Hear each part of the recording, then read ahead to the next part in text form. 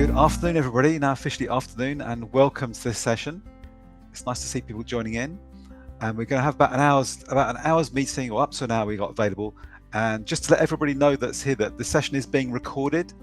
So please, if you're happy with that, then stay and join in. But everything is being recorded, so I hope that's okay with everybody.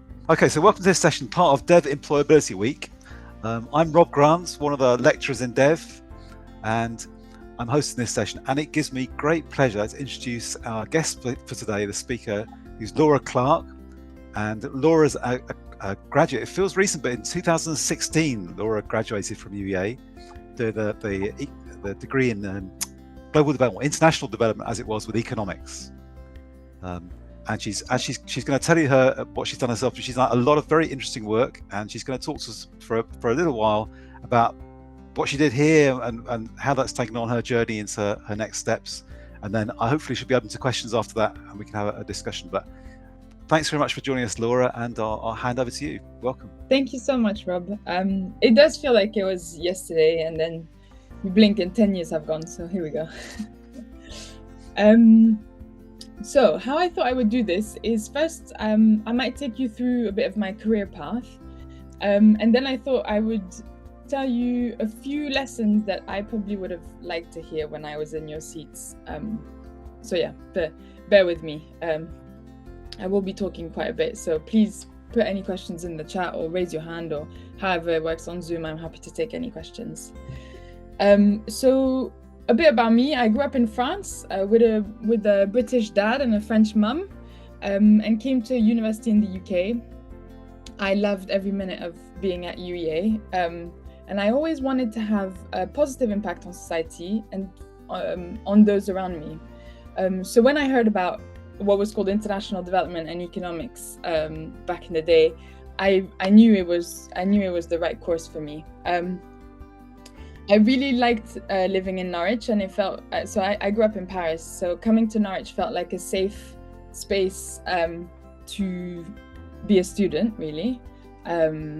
And I had a lot of fun, and I met some of my best friends, and my fiance. So it was a very successful time for me, Norwich. So what I loved about the course, I really liked a lot of the theory and the different modules that I took. I took a variety of things, economics, as I said, anthropology. One thing I really liked is the development and practice course. It might haven't had the name now, but I did a project on youth photography in Detroit, and I learned different tools that I used in project management. And I found that practical experience is something that I really enjoyed, because I learned by doing. So although the theory helps kind of map out what's going on, the practice really helped me put things into perspective and see what I could do practically. So I really enjoyed that. I was also president of DevSoc Society for a year, organizing events and running regular meetings with the team of us that were running DevSoc, reporting to the head of the school. And that was a really valuable experience, because it does require some level of organization. And those are skills that I still use in my job today. So after UEA, and I can answer any questions you have around my time at UEA, but after UEA, I did my master's the year after I graduated, because that's kind of the way we do things in France a lot of the time. And I also think it might have been hard for me to go to work and then go back to university. So anyway, that's the way I chose to do things.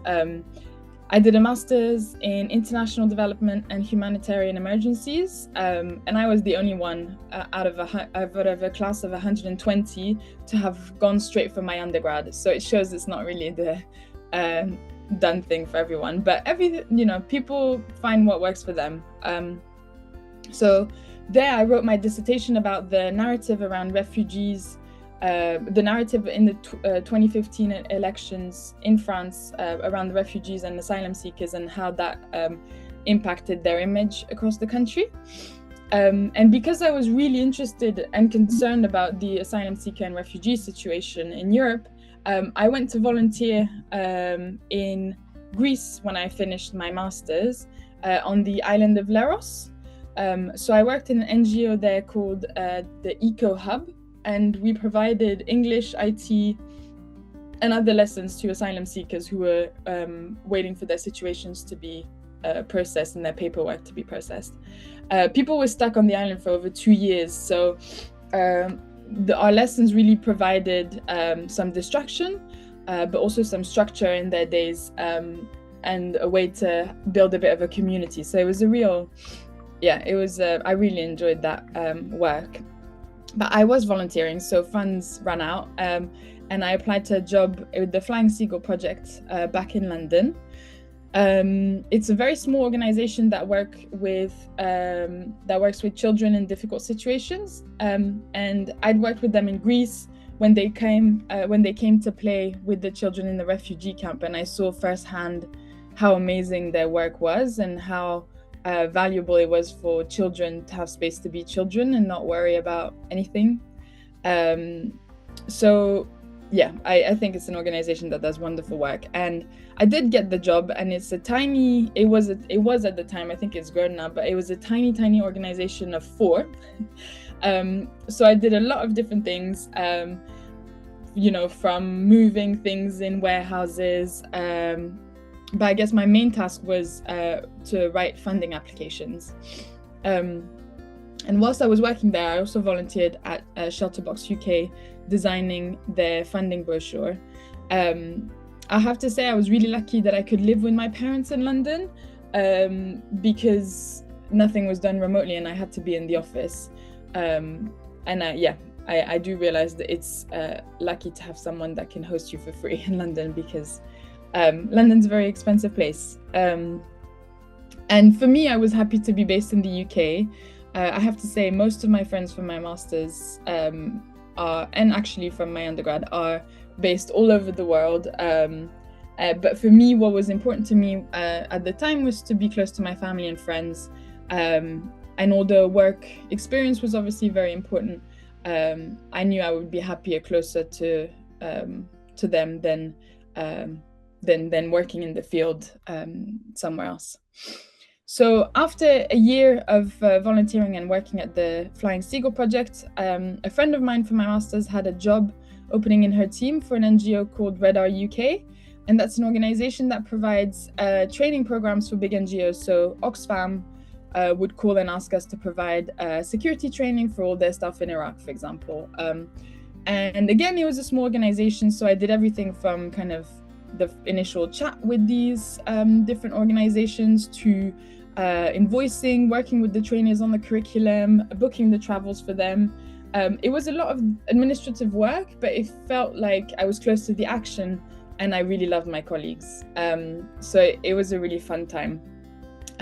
My partner and I then decided to go traveling, so we saved up and went to India and Sri Lanka, and then we moved to Australia.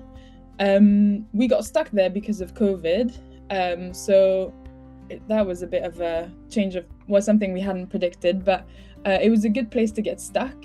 And we both had jobs, so we thought it might be best to stay put in Australia, especially because it was the time where all the flights to go back to Europe or the UK were impossible. So we just thought, right, let's just see what happens and stay here a bit longer. I did a very non-stressful job when I was there. I was organizing insurance works on people's houses, so really nothing to do with my background or my studies. But I was talking to a lot of people. I was talking to builders, and then I was talking to people who were quite distressed because they were waiting for people to do works on their houses and get repairs done. For me, it was my job finished at 5 p.m. I could close my laptop and not feel one bit of stress and kind of go to the beach. We lived opposite the beach, so it was a really nice time. And when we decided to come back, I applied to a lot of jobs, and I got a job at the Office for National Statistics. I was just going to apologize because there's works being done in my building, so hopefully you can't hear the drilling that's going on underneath me. I got my job at the Office for National Statistics, and now fast forward a few years, I've worked in a few government departments, including DEFRA, which is the Department for Environment, Food and Rural Affairs. And now I work in the Cabinet Office. So I got my first job in the civil service because it was to organize training courses, but in data science rather than the humanitarian topics that I used to at Red UK. And yeah, now I work at the Cabinet Office. And yesterday, the new Digital Centre for Government was launched. I don't know if it was in the news for the data science people, but one of the flagship programs that they talk about is mine. It's the AI Accelerator. It's called the AI Accelerator, and it's to make sure that people, the right people have the right skills to become machine learning engineers and work on AI within government. So all in all, I guess the loop comes back to itself, closes where I feel like I have a positive impact on society, and that makes my job worth it. So just a few lessons that, I think I probably would have liked to hear when I was at university. One thing is be curious, reach out to people, volunteer, do internships to try things out. And I thought every experience was valuable and I could get something out of it that helped in some way. Also make the most of every situation. All skills are valuable and can be used in many different situations.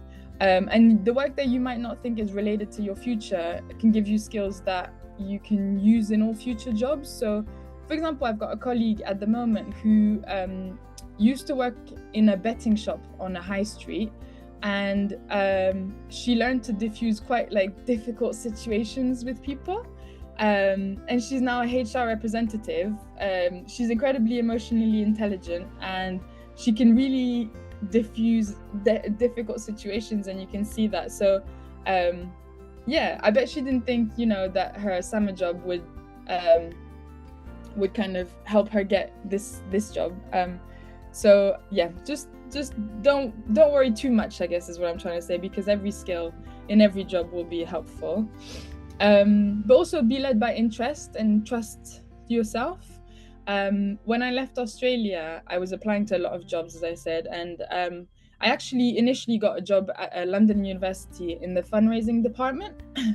But on the day that I was meant to start, I got an email from the ONS, Office for National Statistics, where I'd been put on a reserve list. And in that email, they said, well, the job's now yours. I was really confused, but I reviewed the two jobs, and I thought that my interest was way more aligned with the Office for National Statistics, ONS role. What I'm trying to say, I guess, is you are in charge of your own path and your own work, and don't be afraid to ruffle feathers. I must say it was really awkward, that situation where I had to announce after a week of working in a place that I was leaving, but it was worth it because I'm here now, about 4 years down the line, and I'm really happy where that decision took me. So trust your gut, I guess, is one that I would say. The other thing I would say is you don't need to do a master straight away. You might gain more from it if you wait, although everyone's different. I enjoyed the way I did it, but yeah. I also want to plug apprenticeships because I lead on them across government in the digital and data space. But also, if you told me back in the day that, you could get a master's and be paid whilst doing it, I probably would have thought about that and probably applied. So yeah, just thought I'd plug that. And yeah, I guess finally, two last things, I guess. One is my job choices were a product of my priorities at the time, and my priorities have always evolved and will always evolve. In Australia, I wanted something where, again, there was low stress. I could close my laptop, go to the beach, go surfing, go do fun things. But then when I chose the ONS over the university job, when I came back from Australia, my priority was to align again with the impact I had on society. And I felt like the ONS job, working with data scientists and giving them the opportunity to grow their skills so they could achieve amazing things for society, was where I wanted to be. So yeah, just figure out what your priority is at that time and work alongside that. And lastly, I've had the chance of having amazing work coaches, and I don't mean to make that sound really official because it really isn't. It's just me going to someone that I admire in some way or someone I feel like I can learn from, and ask them questions about their career paths, tell them about my career path and ask if they have any suggestions, or tell them about work situations that I need advice on. So yeah, again, reach out and see if anyone around you has anything that you can learn from, because I guarantee there will be. And I also guarantee they will be very happy and honored to be a mentor in some ways. I'm now a mentor for someone I worked with before, and I really enjoy it. And I was really honored when she asked me to be her mentor. So yeah, don't be afraid to ask. Yeah, so that's me. That's all I had to say about this. Well, that's all I prepared really. But if you have any questions about any of it, very happy to answer. Thank you very much, Laura. Thank you. That's really fascinating. That's really great stuff. Thank you. I hope everybody could hear that okay, and found it as interesting as I did. Now I'm going to open up for questions. I've got lots of questions I want to ask, but I see that there's one here in the chat from, can you read that for yourself, Laura? That one from Rio? Oh, yes. Would you say it's good to start your career in small organization in the field of development compared to big company in a different field? Sorry, so just to make sure I've got the question right, is it good to start in a small organization in the field of development compared to a big company in a completely different sector? Is that what you mean? The not in the development? Yes. Field? Yes. It's a very good question. I think it also depends on what you're interested in, really. I would say possibly in a small organization, you will probably get your hands dirty on lots of different things. And I always found it fun working in small organizations. Working in bigger, for example, when I volunteered at Shelter Box, which is in the field of development actually, but I think what helped, one thing there is that it was because it was a big organization, I had a set role, and that was what I had to do, and there wasn't much opportunity. No one was like, oh, can you go and help on this event or do this? Whereas in small organization, I think there's a lot more of that, and if you're interested in something, then there'll be an opportunity there for you to get involved. Having said that, I now work in the civil service, which is arguably one of the biggest organizations, and I'm very much able to say, oh, I'm interested in this, can I go and work on this? And a lot of the time the answer is yes. Yeah, I think it's a hard question because everyone suits different things, but whatever opportunity comes up will probably lead you where you need to be. I'm a big believer of trusting that I'll get where I need to be. So yeah, sorry, that's a kind of a vague answer, but hopefully it's helpful. Yeah, thank you very much. Thanks. Great. Thanks very much, Riha. That's an interesting question. Oh, there's another question from Harriet here. So can I leave you to read that on? Yep. Thanks, Harriet. Please feel free to go on audio if anybody would like to talk. I was wondering if you could tell me more about how you got your job in the civil service, how you went about it, from the application process. That's a very good question, and I'm glad to hear it wasn't just me going straight into the masters. So yes, I must say the civil service application is a bit of a minefield, and it is done for it to be as objective as possible, so everyone starts on the same foot. What I did is I had some help from someone who had done an interview in the civil service, so knew how to answer the questions, because a lot of the time what the interviewers want to hear is you applying your experiences through the what they call the civil service behaviors. I think you can find it online. And in the civil service behaviors, there's a lot of kind of words that you can then use in your application and your interview.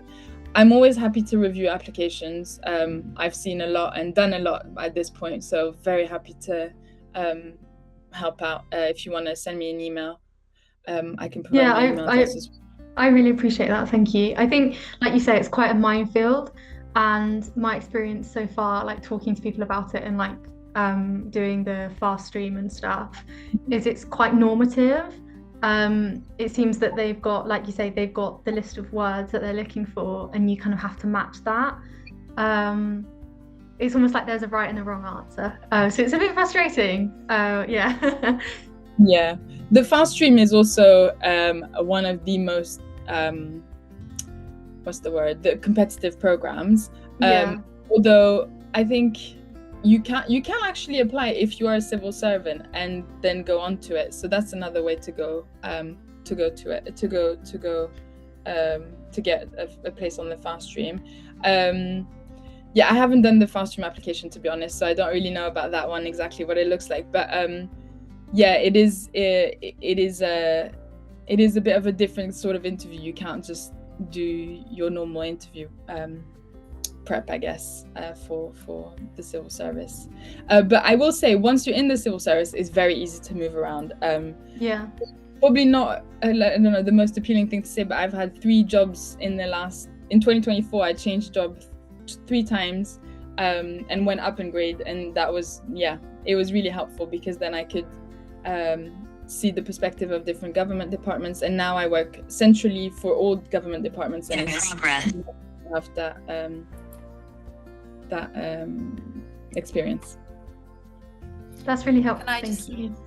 take a second as well to plug the careers team as well? I feel Harriet probably has access to all the information, but the Career Central at UEA, they've got lots of resources on working for civil service, and they do offer support on both, I think, the fast stream and normal sort of career tracks. So definitely take Laura up on her advice, but also there's lots and lots of stuff if you haven't already accessed the careers stuff. There's loads there.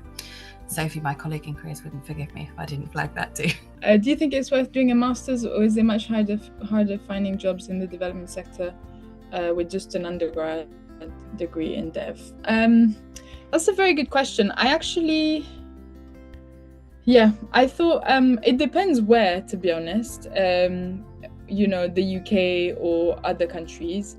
There's, the fact that people on my master's had gone and worked for, some of them for 10 years and then gone to do a master's, probably shows that you don't need a master's to continue.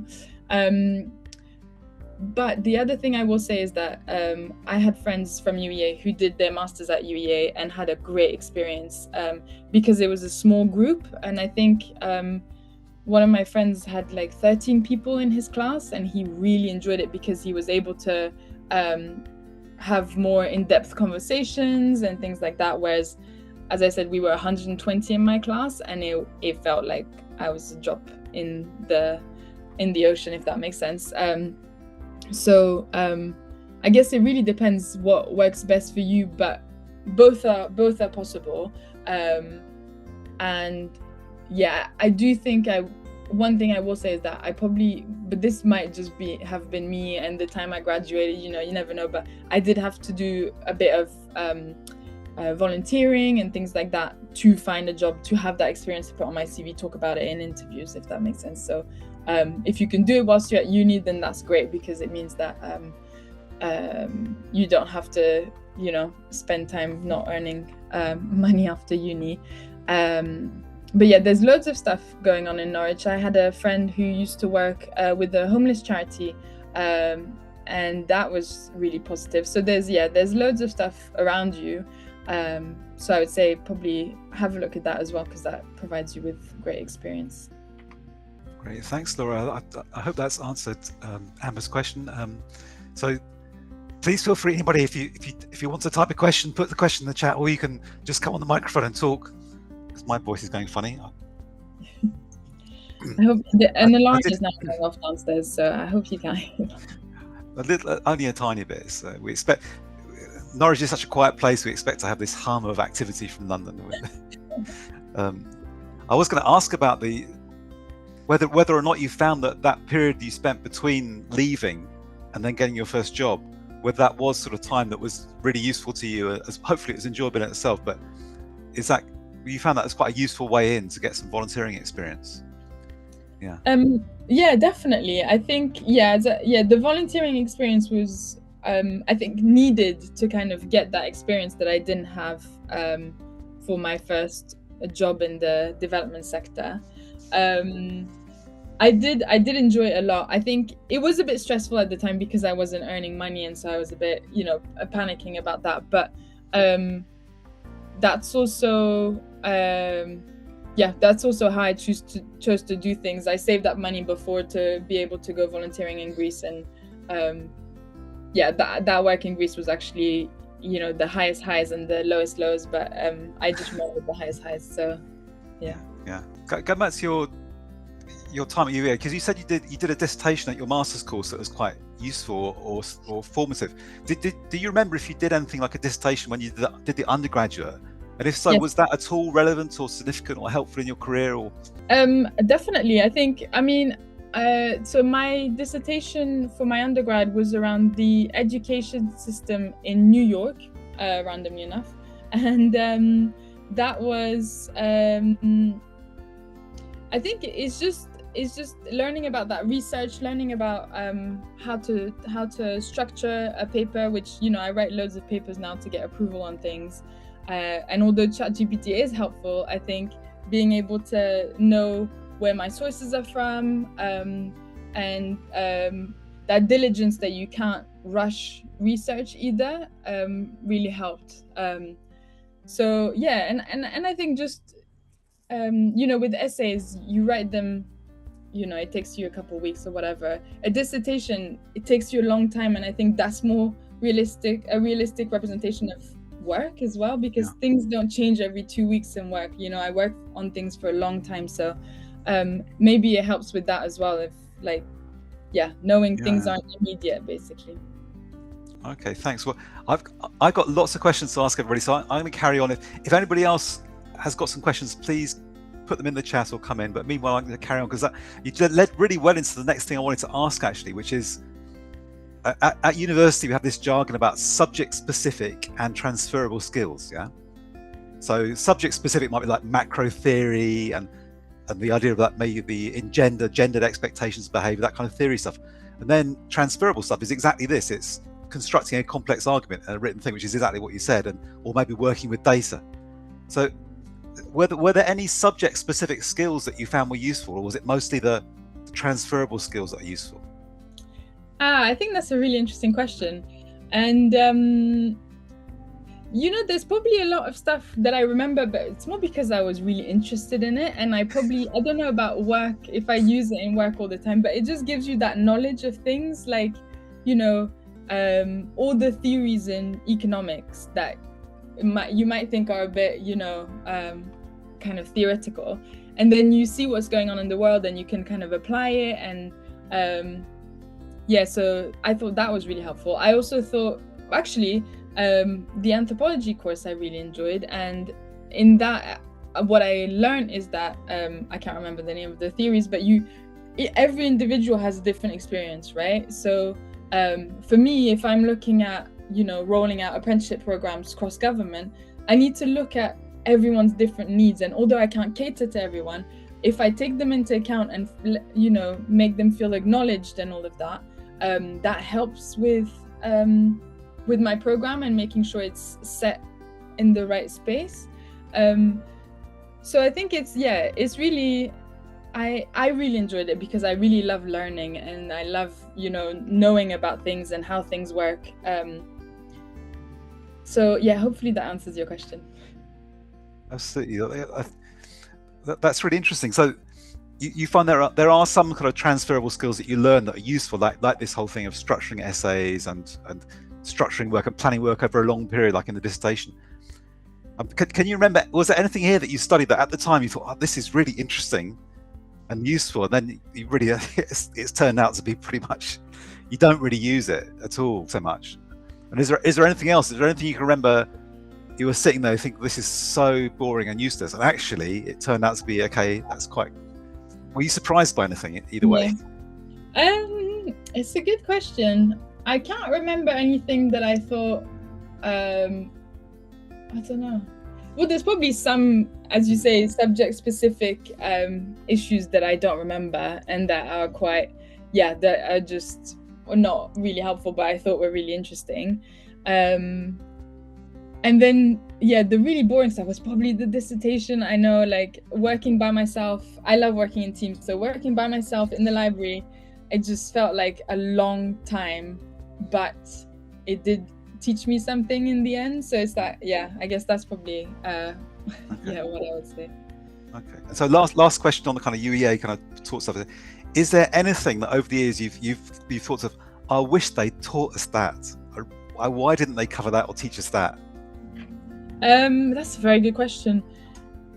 As I said, I think I really enjoyed the in practice stuff.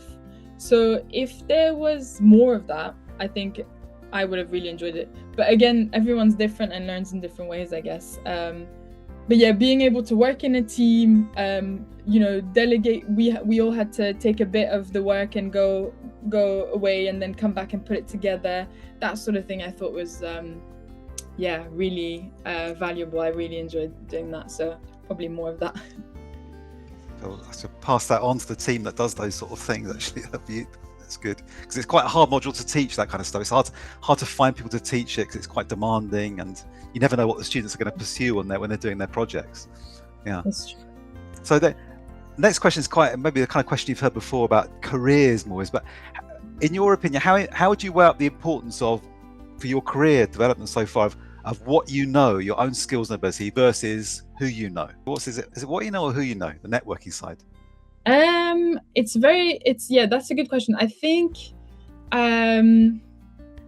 who you know is definitely important. Because as I said, a friend from my master's had a job opening in her team and I applied to it. There's a lot of things like that happen. And I think networks are important. And I'm not saying you have to send, a Happy New Year card every year or whatever. But it's just like, keep knowing what people are doing, sending a message once in a while.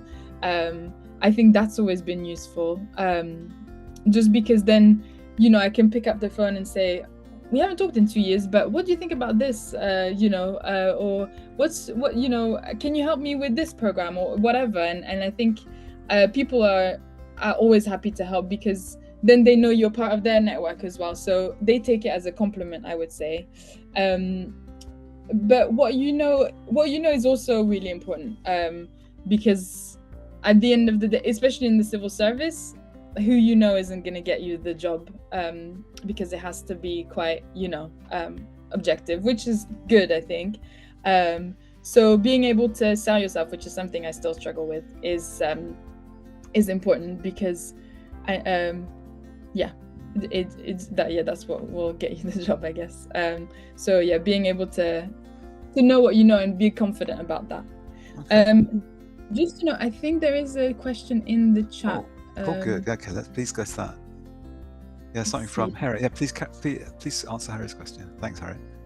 So thanks, Harry. I was wondering if I could say anything about finding jobs for masters, similar to your previous question. My experience so far is hard because you'll have start dates that are. Well, yeah. I think it's a good question about so experience to find jobs that have start dates months after masters finishes or before it finishes, so hard to align. And is it better to plan volunteering afterwards, or have people found jobs immediately after their masters? I think it's a good question. Every situation is different. Sometimes you're lucky and things aligned. I would say though, if a job starts before or after your masters, I wouldn't let that put you off, because I know as an employer, if I found a great candidate and they said, oh, I'm finishing my masters in 2 months, I'd be able to wait for that. So I don't think, I wouldn't let that be in the way of you applying, really. I'd go for it and then explain the situation. And maybe, you know, if it starts before you finish your master's, they can be flexible in pushing it back, or inducting you slowly whilst you finish your master's. You know, there's ways around that. And I think finding the right person for a job is so hard on the employer side that they will do everything that they can to facilitate things for you as well. So don't feel like you need to align to them all the time. They can hopefully align to you as well. Yeah, okay, thank you. Thank you so much. I'd like to know a bit more about development specialization in your career. Development specialization, I guess. So for me, I guess the one thing that, like, the one golden thread throughout my career is education, because a lot of the charities or NGOs I worked with were capability building. So whether I was volunteering in Greece or then at Red R UK, so providing learning programs, that's definitely been what the gold thread is. I think that kind of happened naturally, and it's due to my interest. I did take an education module at UE actually, and really enjoyed that. Because again, I guess it goes with like your values, right? Like, I believe that if we give everyone a great education, we give them the tools to do whatever they want and whatever they can to make society better. So I guess that's my view on things has probably kind of influenced that. But I would say don't be afraid of changing it up. If you feel like this is, you know, you go down one path, don't feel like you're boxed up, and you can probably find transferable skills that will help in another path. So yeah, and again, that probably goes back to what you were saying, Rob, about who you know. If you know, people on your course will have different careers, and you can talk to them, and maybe they'll have an opening in their team, and you can switch around. So yeah, I wouldn't be afraid of switching around either. I think I think it used to be frowned upon to like kind of to move jobs so much, but actually it's led by interest, and if you are passionate about what you do, you will get what you want, really, hopefully. Did you have interest in education when you were kind of job hunting, or when you look back at it and then it's like all kind of themes around education, would you say? Yeah, you know what, it's actually it's probably when I prepared this that I realized that education was the golden thread. I hadn't planned it, yeah, it kind of happened. Yeah. Right, thank you so much. Thanks very much, Tahine. That's a really great question. That's very interesting. And that was really interesting, something you said a moment before that about how you found it quite difficult to, I can't remember the exact words, but to big yourself up on when you're applying for jobs, and to sort of say, oh, I'm very good at this, I'm very good at this. Do you think is that something you struggle with? Do you think that's a common thing? And how do you overcome that feeling of, because it's something I certainly have myself, this kind of yucky feeling. You don't want to sort of blow your own trumpet. Do you think it's important to try and get over that? And how do you do that?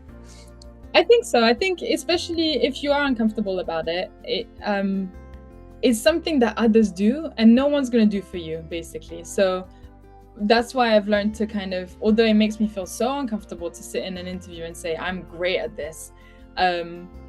What I do is I also look at what I've done, right? And then I'm not saying I'm great at this. I'm saying, look at what I've done. You know, I achieved this. This is the feedback I got. And that works quite well, because then you've got evidence to back what you're saying, I guess. So yeah, it's something I'm still not comfortable with doing it, but I've gotten better at it. And again, no one's gonna do it for you. So yeah, I have to do it for myself if I want to go up in the grades, I guess. So would you say that over the years you've done a few interviews and you gain confidence in how to approach an interview? And is that something you can get better at? Yeah. Definitely.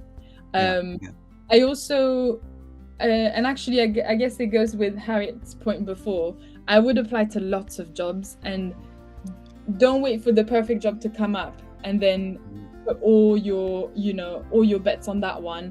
and do your first interview for that one, because the more interviews you do, you'll feel more comfortable anyway. So apply to loads of jobs and see what sticks, and then hopefully when your dream job comes, then you'll feel more confident and ready to sell yourself. So I was wondering, looking at your career pattern, the way you describe it, it sounds like sometimes you've got a plan, and at other times you're just almost just following what comes up. So do you think you can, in the career, have a plan, or do you think you have to really just seize opportunities as they come up, or can you really have like a 10-year, 20-year plan?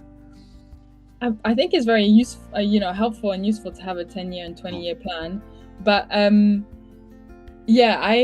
very much have different priorities, I guess, and my priorities have changed. So there was moments where I really wanted something, and to align to my career and like do all of that. So that's why I chose the ONS job when I came back from Australia. But other times something came up and I was like, oh, I'm just going to apply to that and see what happens. And actually it's usually those times where I think, well, I'm happy where I am, but maybe I'll try this. And that's where I get it, because I feel quite natural and I don't feel too much pressure on myself.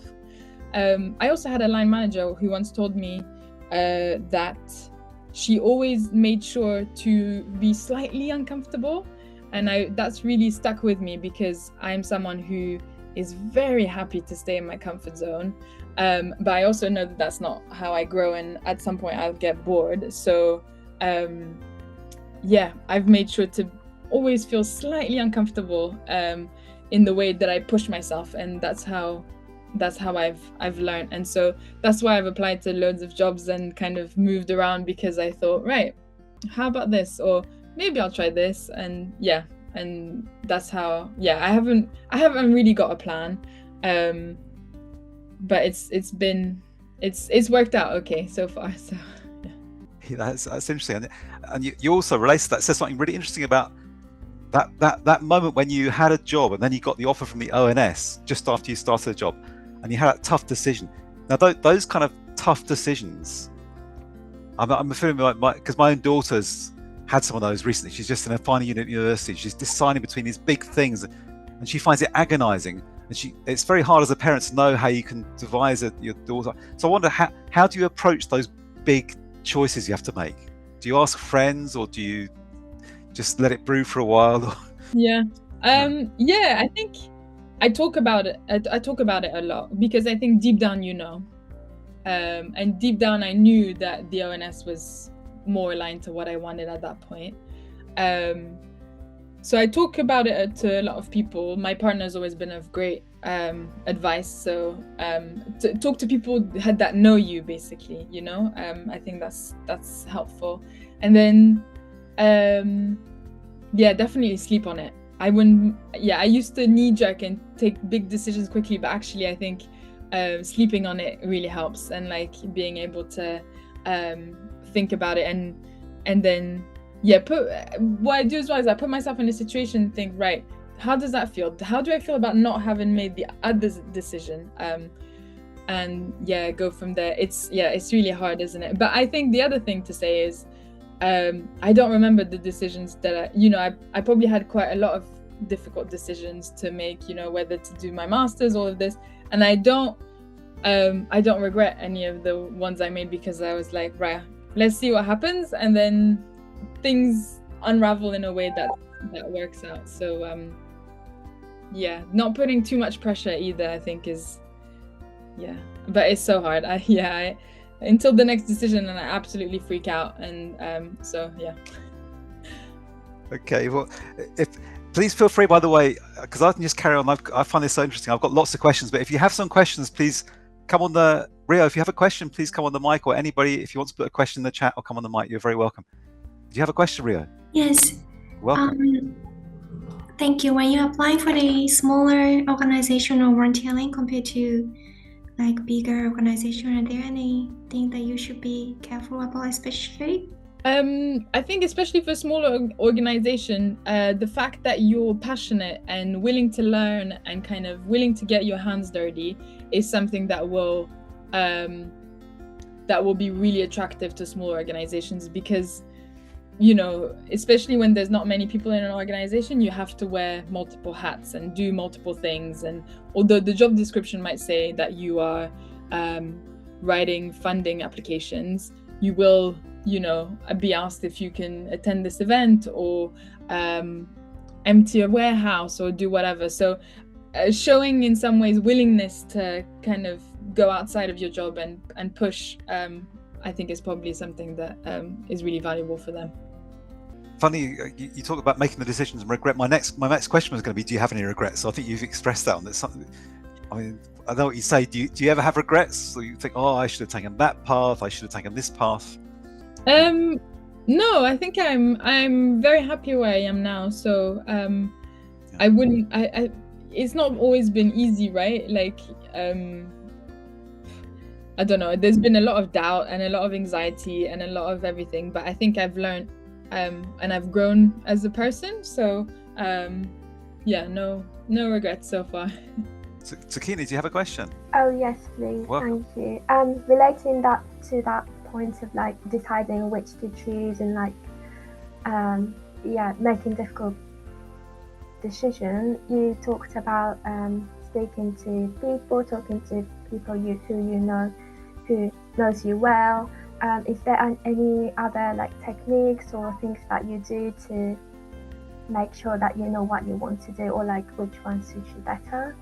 Yeah, I think understanding each kind of option really well and understanding what it can lead to as well. So not looking at just immediate kind of outcome, but the wider picture is interesting. So as well as talking to people, maybe talking to, people, careers people, Zoe will like me for this, but like talking to people who know about careers and who know about these things will probably be really helpful to kind of map out what something might look like. The other thing you could do is, if you're choosing between two jobs, for example, contact someone in the organization through LinkedIn or something like that and see if they'll chat to you. Talking to people who are in the know, basically. So people who are close to you and then people who are close to each option to understand why they think that's the good option, basically. Right, that's so helpful. Thank you so much. No worries. Thanks, Sakina. Others, please do come in if you have other questions. I don't know if it's okay just to think about where you are currently, the job you're doing now. I was really just fascinated by the stuff because you're working in this digital and data departments, but also your job is involved in inclusivity and diversity. When we teach the university, like if I'm teaching the stats course, it's just quantitative data analysis. We tend to think that's quite like objective, and it's kind of blind to gender and race and those things that really come into just find the standard deviation, do a test. But do you think is that a misconception? Are you finding that there is problems for inclusivity and diversity in data science and digital stuff? It's a good question. I think that's probably something that I learned in your course about like talk, I guess what at the ONS, the main thing in the course that I was running was around teaching senior leaders that you can't cherry pick data. You have to look at the whole picture, and obviously everyone should know that, but not everyone's gone through your module. So we've had to make sure everyone knows that. But I think for diversity and inclusivity, it's a difficult one because we know that, for example, a lot of the digital tools and AI and things like that are based on data that is not, always the most inclusive and the most diverse. And so that's why in my job, so what I do now is I look after apprenticeships and accelerators and outreach for the digital and data profession in government.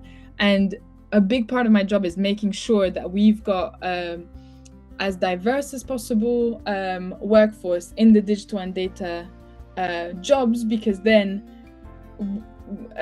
those people making the decisions and creating the data sets and cleaning the data sets and all of that will be the people who are represented by it, basically. So that's why we need that diversity at all levels within government, because it really helps then. It really helps with the product at the end, basically, and making sure that that's as diverse and inclusive as possible. I'm actually starting a course next week or in 2 weeks on the ethics of AI, because I find that the whole kind of philosophical questions around how fast it's going and what it's based on and things like that so interesting. But yeah, there's a lot of work to be done in that sphere, it's always important to keep that in mind, I guess, when using them, the tools, I mean. Yeah, it is a really fascinating area. It's something obviously that's really challenging us at university as well, these questions. So thinking about your own route through and going into data science or into these kind of areas, I mean, have you found that the work culture has been like an equal and inclusive? Like, as a woman working in these areas increasingly, have you faced like explicit barriers or any kind of implicit, unspoken barriers? I mean, what's your experience been like? No, in the civil service, it's been really smooth sailing, to be honest. I find the civil service a very friendly and inclusive, and friendly is just the word I would use, just because people are very understanding that life comes first, if that makes sense. So I've got colleagues with small children, and if something happens and they need to leave work early, no one will blink. It's like a normal thing. Of course, you have to go and get your child that's unwell, and we have measures in place, like flexi hours, where basically if you finish your day earlier, you can catch up another day as long as you've done your 37 hours every week. So it's very flexible in that way. I did face some difficulties in another job, but I think that was just I was just faced with a really bad individual, and it was just a bit ugh. But when it did happen, I called it out.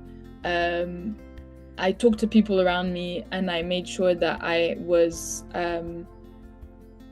even though it was very uncomfortable, I was calling it out and making sure that it wouldn't happen to anyone else after me, basically. Are there any more questions in the chat? Because we got a last chance to go. You've already managed one more question. If anybody's got anything else they'd like to ask Laura to share when you're looking forward to your life after dev, what questions would you like to ask? Because we should be heading towards the end now, because people have got other things to get to.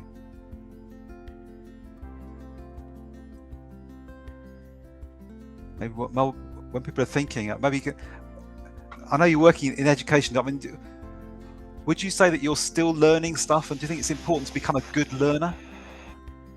Absolutely. As I said, I'm going on this course in a couple of weeks, and I think learning when you're very busy, learning is the first thing that goes out the window. But I always make sure that it's on my kind of in my diary. So for this course that I'm doing, I've blocked out all my Fridays, and Friday is going to be my learning day for I think it's 3 weeks. But yeah, I always make sure that I learn, because there's so much to learn. And on this subject of like organizing, how time can squeeze these things out, are you a good user of time? Do you have any systems you use and approaches to make sure you kind of fit stuff in life and work? I have a very bad procrastinating. I'm a very bad procrastinator, basically. But I think actually going into the office lately has been really nice, because I'm surrounded by a very friendly team.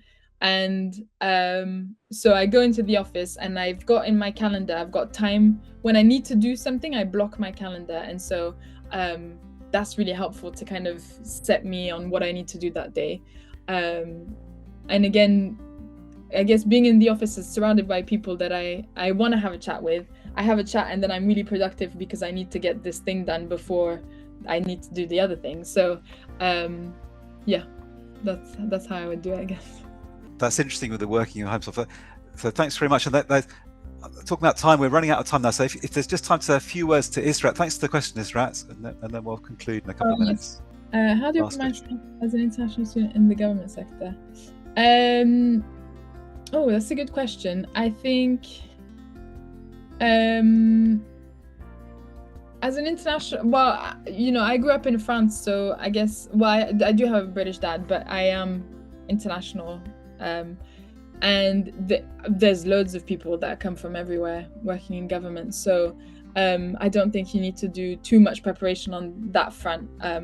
It's more about, you know, knowing how to apply, as I mentioned earlier. And again, there's my email in the chat. So if you ever are applying for a job and need, you know, another pair of eyes on it, I'm very happy to help out with that. I've done a lot of interviews, as in I've interviewed quite a lot as well. So yeah, very happy to support if needed. Thanks very much. This great question, and thanks everybody for all the questions. And I'm afraid we are pretty much out of time now, so I've just got to say thanks once again to Laura. That was just really, really interesting. I hope everybody found it as interesting as I did. I think it's really useful. It's so super kind of you to offer to give people some advice like that and to put your email in the chat. That's really amazing of you. So I hope that you're enjoying life in the city after life in this fine city. I hope you'll come back and see us at some stage, perhaps come and talk to students in person. Yeah, but absolutely. Thanks so much for your time on behalf of everybody here, and it's really much appreciated. And good luck with your ongoing career. Thank you. Thank you so much, Rob. It's lovely to see you as always. And yeah, always happy to help. And yeah, thanks again for having me. Okay, thanks very much. The session has been recorded, so we made available. Thanks very much, Laura. Okay, thanks everybody. Bye. Bye.